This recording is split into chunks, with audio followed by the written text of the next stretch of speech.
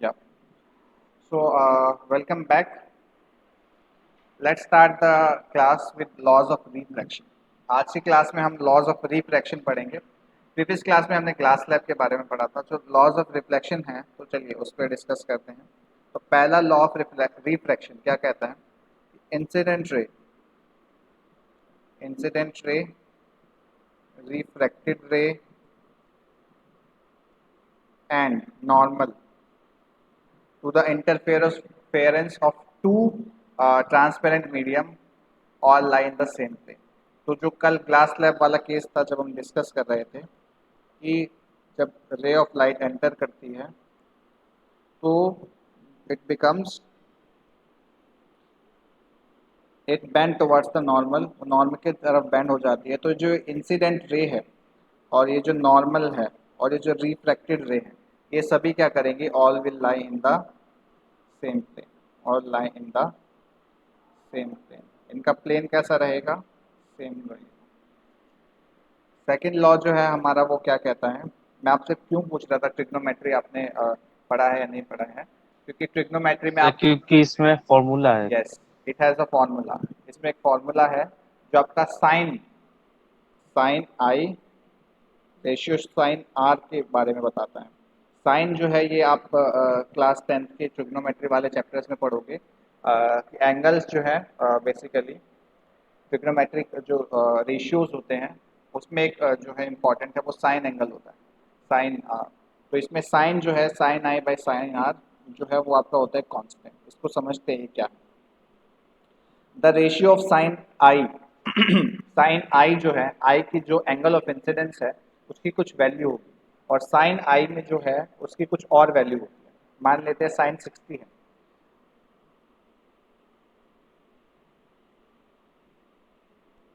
तो साइन 60 की वैल्यू होगी आपकी √3/2। मान लेते साइन 0 है, तो साइन 0 पे कितनी वैल्यू होगी? 0।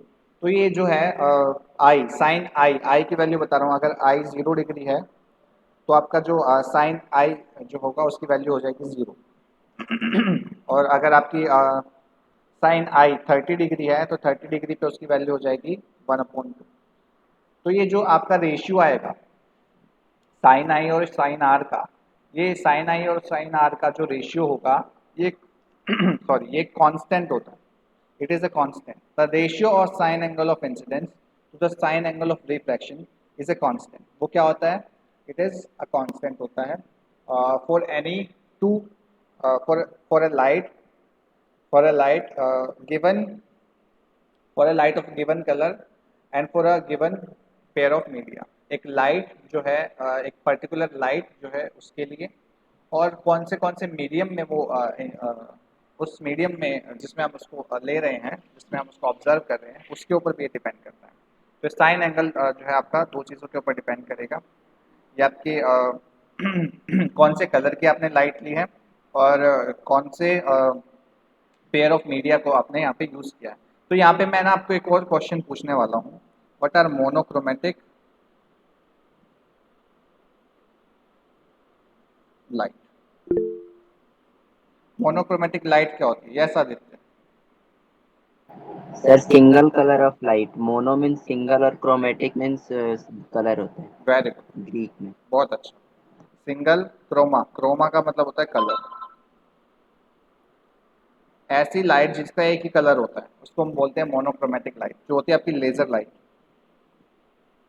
लेजर लाइट होती है ना, वो बच्चे खेलते हैं जिससे, रेड कलर की, that is your monochromatic light. वो आपकी मोनोक्रोमेटिक लाइट।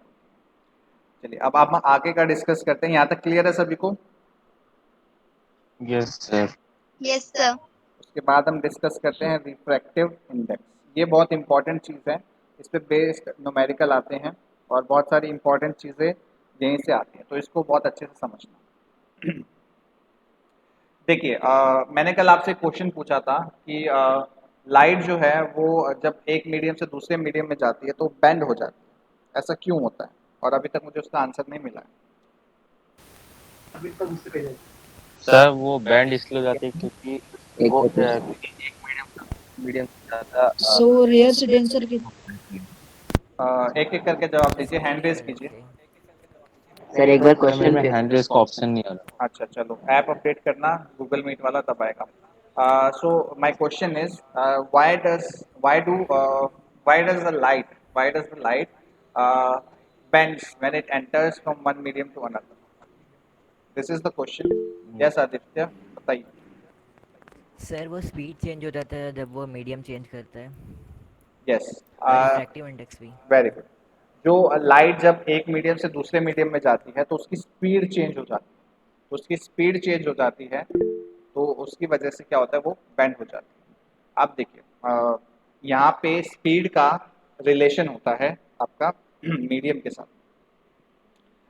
जितना आपका इसको हम बोलते हैं रिफ्रैक्टिव इंडेक्स। ये रिफ्रैक्टिव इंडेक्स बेसिकली क्या होता है, रिफ्रैक्टिव इंडेक्स ये आपका रेशियो होता है। इट इज़ द रेशियो, किस चीज़ का ratio, it is the ratio of speed of light in given pair of media. ये जो रेशियो है, किसका रेशियो है, स्पीड ऑफ लाइट का, लाइट की स्पीड का रेशियो है कहाँ पे, पेयर ऑफ मीडियम में। कि दो पेयर ऑफ जब हम रिफ्रैक्शन की बात कर रहे हैं, बेसिकली दो मीडियम की बात कर रहे हैं, बेसिकली दो मीडियम जो है वहाँ पे इंक्लूड होंगे तब रिफ्रैक्शन होगा। अब रिफ्रैक्टिव इंडेक्स क्या है, रिफ्रैक्टिव इंडेक्स को हम डिनोट करते हैं एन से। अब क्या है इसमें, इसमें वेलोसिटी या स्पीड ऑफ लाइट जो है किसी मीडियम में, किसी एक मीडियम में, और स्पीड ऑफ लाइट किसी दूसरे मीडियम में, इन दोनों का अगर रेशियो देखते हैं तो वो हमें क्या देगा, it will give us the value of refractive index. It will give us the value of refractive index. So n is equal to velocity of light in medium one to velocity of light in medium. ये साथ साथ में note down कर लोगे तो और अच्छा रहेगा। तो अब यहाँ पे एक चीज़ नोट करो, यहाँ पे जब हम ग्लास स्लैब वाला केस ले रहे थे, मान लेते हैं एयर को 1 मीडियम मान लेते हैं, ग्लास को 2 मान लेते हैं, और फिर एयर को 1 मान लेते हैं। तो ये जो N21 है, ये क्या देगा आपको, ये देगा आपको refractive index of second medium with respect to first medium. Refractive index of second medium with respect to first medium. तो यहाँ पे क्या आ जाएगा, यहाँ पे आएगा आपका velocity of light in first medium with the velocity of light in second medium. अब इसका उल्टा करते हैं N21, ये क्या देगा आपको, अब बताओ। Sir velocity of light in medium 2 yes, by velocity of light in medium 1। Very good. Velocity of light in medium 2, the ratio of velocity of light in medium 1। अगर हम बात करें, यहाँ तक क्लियर है सभी को, this is called refractive index. हम क्या बोलेंगे नो इसको, sir. Okay I will repeat yes it sir. Once again. देखिए, refractive index is basically ratio, ratio किसका, रेशियो स्पीड ऑफ लाइट का। अब हमने समझा है कि रिफ्रैक्शन कब होता है, रिफ्रैक्शन होने के लिए क्या होता है, बेसिकली स्पीड जो है लाइट की, वो एक मीडियम से दूसरे मीडियम में जाती है, जब वो इट चेंजेस, वो चेंज हो जाती है। अब वो कितना चेंज होगी, उसका रेशियो जब हम निकालते हैं, it will give us the value of refractive index, right. Yes sir. अब देखते हैं, एक होता है आइडियल केस जिसको हम बोलते हैं absolute refractive index. Absolute refractive index basically क्या होता है, सर आपने जो लिखा है उसे एक बार एक्सप्लेन करिए ना। देखिए ये आपका N21 है। N21 का मतलब है आपका refractive index of second medium with respect to the first medium. Refractive index of second medium with respect to the first medium. तो इसमें देखिए वेलोसिटी ऑफ लाइट जो है वो फर्स्ट मीडियम में उसको ऊपर लिखेंगे, और velocity of light of second medium उसको नीचे लिखेंगे। तो it will give you the value of N21। N21 is basically तो रिफ्रैक्टिव N12 हो इंडेक्स, जाएगा ना। N21 होगा। तो वही तो, उधर भी N21 ही है सर, उधर N12 होना चाहिए ना। और सॉरी सॉरी, यहाँ पे इस वाले केस में N12 हो जाएगा, सेकंड केस में N12। Yes, इसलिए sir. पूछ रहा था। या sorry, it was my mistake. अब क्लियर है। ये Yes, ये sir. थोड़ा सा टाइपोग्राफिकल, ये मैंने गलती से N21 लिख दिया, ये N12 होगा सेकंड केस में। सर N21 क्या है? n21 इज बेसिकली द ये सिग्निफाई कर रहा है कि आपका जो स्पीड ऑफ वेलोसिटी का जो रेशियो है उसमें जो फर्स्ट मीडियम है उसको हम ऊपर ले रहे हैं और सेकंड मीडियम है उसमें हम नीचे ले रहे हैं। मतलब it sir is n basically refractive index है। It is basically n means refractive index. देखिए जो ग्लास लैब वाला केस था ना, तो यहाँ पे दो इंटरफेरेंस हो रहे थे। यहाँ पे पहले 1-2 हो रहा था, फिर सेकंड में 2-1 हो रहा था, राइट। तो जो यस आपका सर। आपका रिफ्रैक्टिव इंडेक्स इस अपर वाले पार्ट में आएगा वो आएगा इससे, और जो आपका लोअर वाले पार्ट में आएगा वो आएगा इससे, राइट आदित्य। सर कौन सा? अब क्लियर है?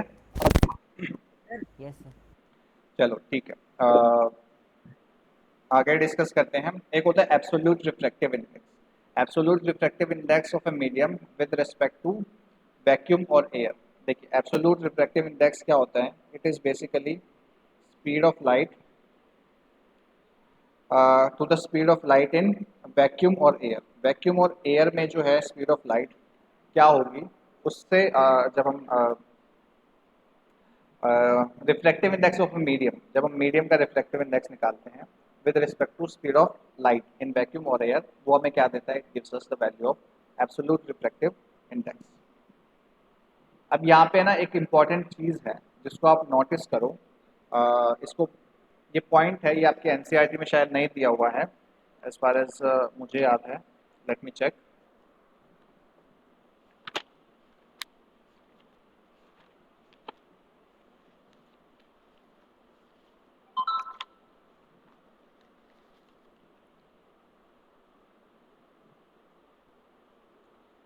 हाँ, ये रिलेशन होता है N21 और N12 के बीच में। ये आपकी शायद 12th क्लास में आप इसके बारे में पढ़ोगे, but I want you to know कि N2 और N21 और N12 के बीच में एक इनवर्स रिलेशन होता है।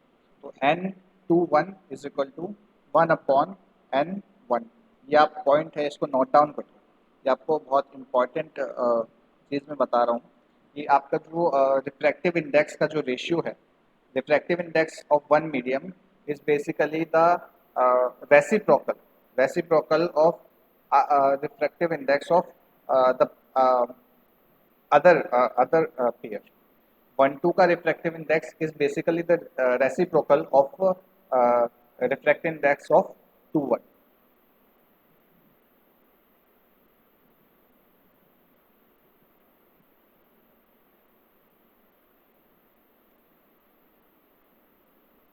यहाँ तक क्लियर है सभी को?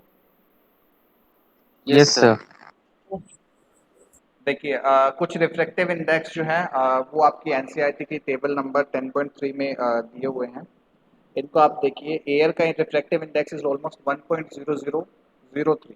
तो ऑलमोस्ट हम 1 ही लेते हैं इसको। अगर हम बहुत ज़्यादा डीप में इसकी कैलकुलेशंस करते हैं तब हम इसको 1.0003 लेते हैं।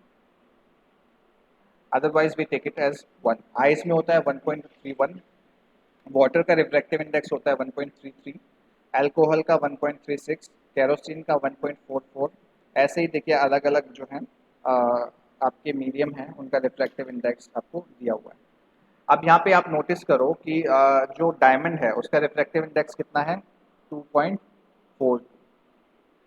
ये अभी तक का जो है हाईएस्ट ऑब्जर्व्ड रिफ्रैक्टिव इंडेक्स है। इसका मतलब है स्पीड ऑफ लाइट जो है इज 1.1 अपॉन रिफ्रैक्टिव इंडेक्स का मतलब क्या है? स्पीड ऑफ लाइट जो है बैक इसके अंदर कितनी 1.2.42 टाइम्स कम होगी वैक्यूम के मुकाबले। सर कम होगी? यस, 1/2.42। स्पीड ऑफ लाइट जो है डायमंड के अंदर 2.42 टाइम्स क्या हो जाएगी? वैक्यूम से कम हो जाएगी। कम होगी। इस रिफ्रैक्टिव इंडेक्स का मतलब ही यही है। इतने टाइम्स उसके बीच में क्या रिलेशन है स्पीड ऑफ लाइट के बीच में और उसके बीच में? 1/2.42 टाइम्स। ये देखिए यहाँ पे रिलेशन बताया था अभी आपको। इसमें जो लाइट है, स्पीड ऑफ लाइट है, it will decrease by 1/2.42 times in diamond when it is compared with vacuum. जब उसको वैक्यूम से कंपेयर करते हैं तब। अब कल भी मैं ना यहाँ तक क्लियर है सभी को? Yes sir. कल मैं आपको कल से मैं एक टर्म यूज कर रहा हूँ, ऑप्टिकली डेंसर, ऑप्टिकली रेयरर। ये क्या है? सर ये मेरे को पूछना था, सर ऑप्टिकली डेंसिटी शायद वो होता है, रिफ्रैक्टिव इंडेक्स ही होता है। बेसिकली क्या है, दो मीडियम के अंदर जिस जिस मीडियम के अंदर ज़्यादा वैल्यू होगी रिफ्रैक्टिव इंडेक्स की, वो आपका ऑप्टिकली डेंसर मीडियम होगा। और जिस मीडियम के अंदर, किन्हीं दो मीडियम के अंदर जिसकी वैल्यू लोअर वैल्यू होगी रिफ्रैक्टिव इंडेक्स की, जिस पेयर की, वो बेसिकली आपको क्या देगा, वो आपका rarer medium, optically rarer medium. Pair की बात कर रहा हूँ, पेयर के कंपैरिजन। यहाँ पे ऑप्टिकली डेंसर, ऑप्टिकली रेयरर, जब आप दो चीज़ों को कंपेयर करते हो तब आप कंपैरेटिव डिग्री लगाते हो ना, इंग्लिश में आपने पढ़ा होगा degrees, comparison. He is smarter than she, she is smarter than he, आपने पढ़ा है नहीं? Yes sir. Yes sir. तो ये जहाँ पे जब दो मीडियम होते हैं तो उसमें अगर हम कंपेयर कर रहे हैं तब हम बात करेंगे optically rarer medium, optically denser medium. जिसका रिफ्रैक्टिव इंडेक्स ज़्यादा होगा वो होगा आपका ऑप्टिकली डेंसर मीडियम, जिसका रिफ्रैक्टिव इंडेक्स कम होगा it will be optically rarer medium. अब यहाँ पे मैं आपसे एक क्वेश्चन पूछता हूँ कि जो आपका ऑप्टिकली रेयरर मीडियम होता है उसमें जब लाइट एंटर करती है वो नॉर्मल के पास जाती है, नॉर्मल से दूर जाती क्या सर, फिर से एक बार? सर नॉर्मल से रेयरर दूर में एंटर जाती है। करता है। है? Very good. When light, normal से दूर। Very good Arsalan. जब लाइट एंटर करती है, when light enters in one medium,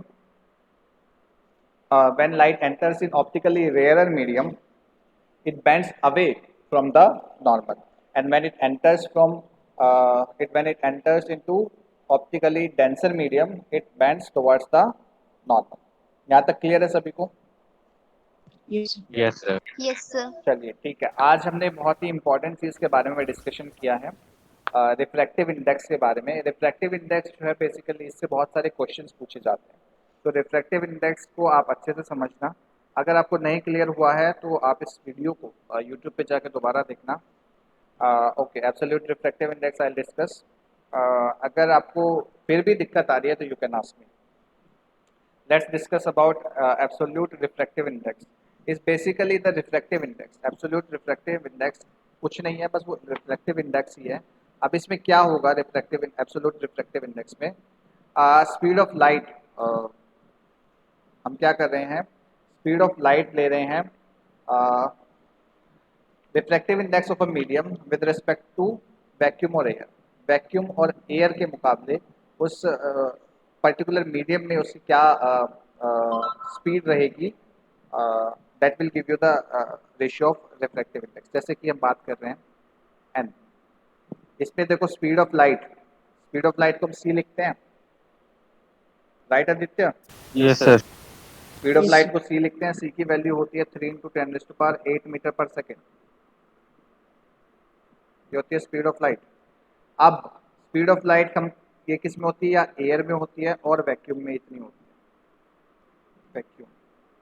अब इसका रेशियो किसके मुकाबले, स्पीड ऑफ लाइट इन कोई भी मीडियम,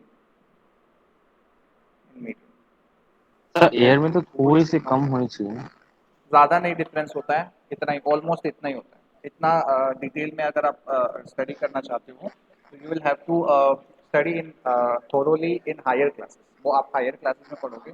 बट अभी के लिए आप इतना ही मान के चलो कि एयर या वैक्यूम में उसकी स्पीड ऑलमोस्ट सिमिलर है, ओके सर। ठीक है।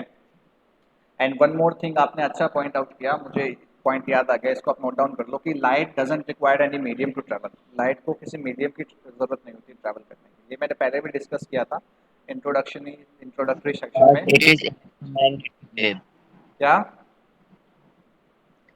because it is my electromagnetic wave. Yes, it propagates like an electromagnetic wave. चलिए आदित्य, आपका डाउट क्लियर हुआ? सर क्या होता है मतलब?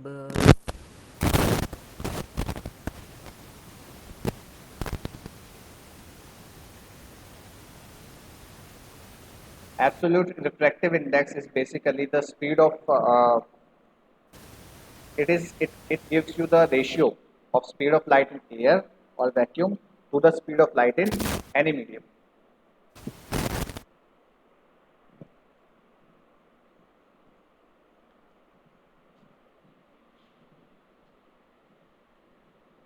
पाँच मिनट, राइट?